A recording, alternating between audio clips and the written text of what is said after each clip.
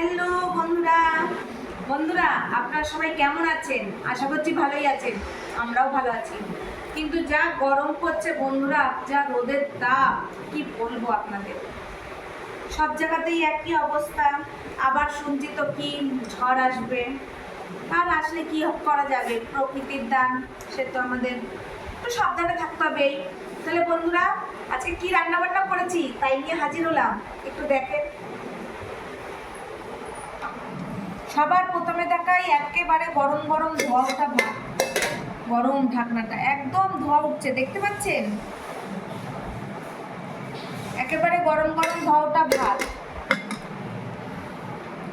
তারপরে এটা আছে পুঁই শাক পাতা। পুঁই শাকের যে একটু মোটা মোটা, একটু খুব একটা বয়স্ক পাতা না, কিন্তু ভালো পাতা, ভালো পাতা। ওই পাতা দিয়ে পেঁয়াজ রসুন দিয়ে ভাজা করেছি। সাথে আছে বাটা মাছ ভাজা, বাটা মাছ ভাজা। আর তারপরে দেখাচ্ছি পুঁই শাক, কাতলা মাছের মাথা দিয়ে, কুমড়ো দিয়ে, আলু দিয়ে তরকারি, যেটা পুঁই শাকের করে মাখা মাখা তরকারি। বন্ধুরা, এই তরকারিটা খুব ভালো লাগে আমার খেতে।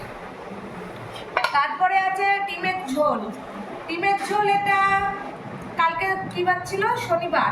এটা শুক্রবারের তরকারি, আমরা রাতে খাইনি, তাই 3টে ডিম বেঁচে গেছিল। 3টে ডিম। এবার আমরা তো 3জন, দুপুরে রাতে মিলে 6টা ডিম করি। তা 3টে ডিম দুপুরে খেয়েছি, আর 3টে ডিমের টুকরোই দেখেন আজকের জন্য আছে। রাতে খাওয়া হয়নি তাই ছিল, তাই আজকে আর এমনি মাছের ঝোল টোল করিনি, এই ডিমের তরকারি। আর সাথে আছে আমের চাটনি। আমের চাটনি বন্ধুরা, গরমে আমের চাটনি খেতে ভালোই লাগে ভাত খাওয়ার পরে। তাহলে বন্ধুরা, আমার রান্নাবান্না আজকে কেমন লাগলো? ভালো লাগলে ভিডিওটা একটু লাইক কমেন্ট করে দেবেন। তাহলে আবার পরের ভিডিওতে দেখা হচ্ছে। এখনের মতন টাটা।